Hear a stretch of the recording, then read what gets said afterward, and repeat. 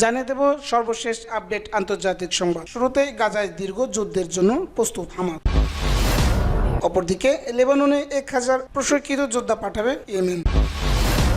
আবারও গাজায় যুদ্ধবিরতির মধ্যস্থতা প্রচেষ্টা চলমান জানিয়েছেন কাতার। আরও থাকছে চীনের সঙ্গে দ্বিপক্ষীয় সম্পর্ক জোরদারে প্রস্তুত ইরান। সর্বশেষ বিশ্বের বৃহত্তম সেনাবাহিনী গড়ার আদেশ পুতিনের। এতক্ষণ শুনছিলেন সংবাদ শিরোনাম, এখন বিস্তারিত।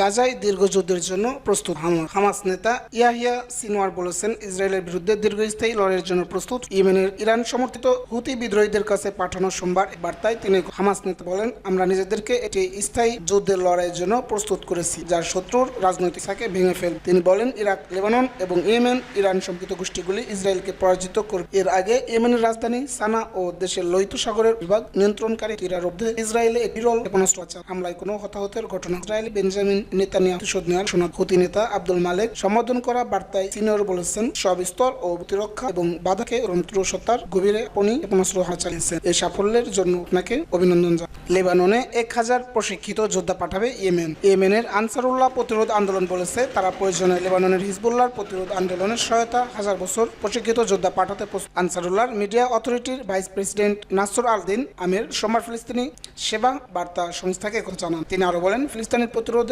আন্দোলনের ভাইদের আমরা যেভাবে সমর্থন করি, আমরা হিজবুল্লাহ ও সেভাবে সমর্থন করব। গত 7 অক্টোবর থেকে অধিকৃত ফিলিস্তিনি ভূখণ্ডে নির্বিচার হামলা চালিয়ে আসছে ইসরায়েলি দখলদার বাহিনী। তখন থেকেই ফিলিস্তিনিদের পক্ষ নিয়ে ইসরায়েলের বিভিন্ন স্থাপনায় হামলা চালিয়ে আসছে ইয়েমেনের সশস্ত্র বাহিনী। প্রসঙ্গত, ইয়েমেনের আনসারুল্লাহ বাহিনীর এই মুখপাত্র এমন সময় এই মন্তব্য করলেন যখন ইসরায়েলি সরকার লেবাননের বিরুদ্ধে সর্বাত্মক যুদ্ধের হুমকি দিচ্ছে। নাসর আল-দিন জোর দিয়ে বলেন, আমরা অধিকৃত ফিলিস্তিনের সমগ্র ভূখণ্ড জুড়ে যে কোনো লক্ষ্যবস্তু আঘাতে আমাদের সক্ষমতা বাড়ানোর পরিকল্পনা নিয়েছে এবং এর জন্য দ্রুত গতিতে কাজ করছি। এই সময় আমির তেল আবিবের বিরুদ্ধে ইয়েমেনি বাহিনীর পরিচালিত জুলাইয়ের একটি হামলার কথাও স্মরণ করে। ওই হামলায় ইয়াফা ড্রোন নামে একটি মানুষবিহীন মহাকাশযান ব্যবহার করা হয়েছে। ইয়াফা ড্রোন শুধু প্রতিক্রিয়া হিসেবে বিভিন্ন হামলার জন্য ব্যবহার করা হবে, বরং গাজার উপর আগ্রাসন বন্ধ না হওয়া পর্যন্ত এটি চলমান অভিযানের অংশ বলেন তিনি।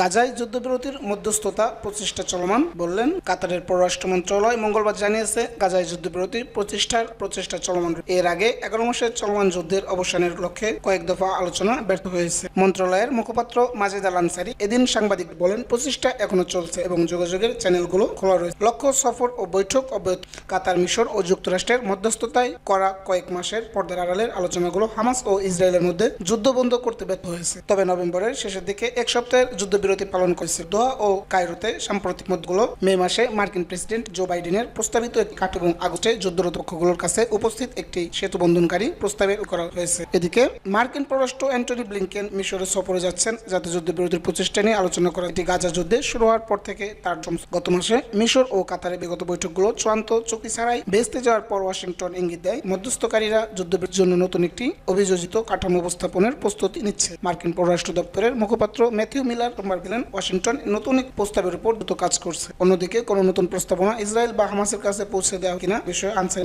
মন্তব্য করতে অস্বীকার। তিনি বলেন, যখন যে কোনো সময় চুক্তি হওয়ার সম্ভাবনার কথা আছে।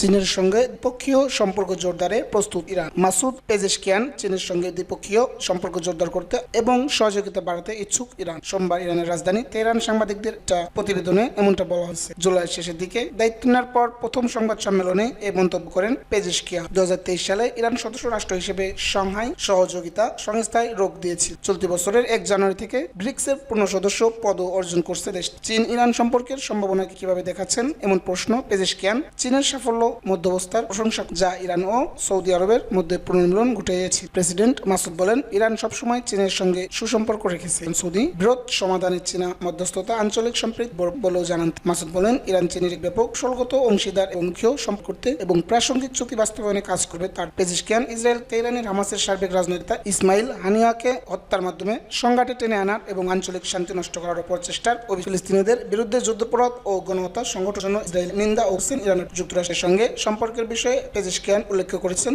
ইরান যুদ্ধের পরিবর্তে শান্তি চায় এবং পারমাণবিক অস্ত্র তৈরির পরিকল্পনা দেশটির নেই। তিনি বলেন, যুক্তরাষ্ট্র ইরানের প্রতি শত্রুতা ও নিষেধাজ্ঞা প্রত্যাহার করবে কিনা তার উপর মার্কিন ইরান সম্পর্কে উন্নতি নির্ভর করছে। ইরান বহুপক্ষীয় কাঠামোর মধ্যে চীনের মতো বন্ধুত্বপূর্ণ দেশগুলোর সঙ্গে সহযোগিতা বাড়াতে প্রস্তুত জানান।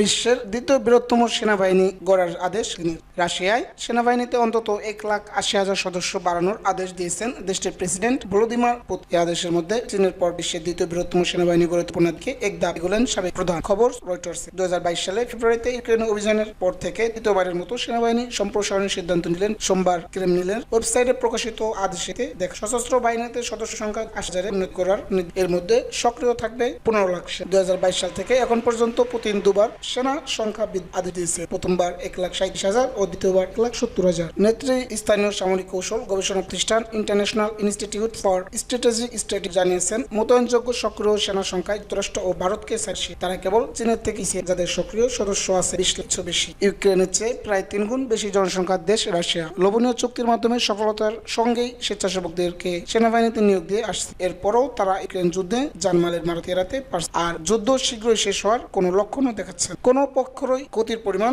প্রকাশ করে না। উভয়ের দাবি এগুলো সামরিক গোপনীয় বিষয়। সেনাবাহিনীতে লোকবল সংক্রান্ত কিছু সিদ্ধান্ত সমন্বিত প্রতিবেদনে তুলে ধরেছেন ম্যাসিট। সেখানে দেখা গেছে অভিষ্ট অর্জনের জনপ্রিয়তা পদ্ধতিও বিবেচনায় রেখেছেন ক্রেমলিন, যেমন বাধ্যতামূলক যোগদানের আওতা বৃদ্ধি অথবা সেনাবাহিনীতে নারীদের অংশগ্রহণ। তিনি বলেছেন, বর্তমানে চলমান প্রক্রিয়া স্বেচ্ছাসেবক ভিত্তি নিয়ে আপাতত কাজ করছে, কিন্তু সবকিছুরই সীমাবদ্ধ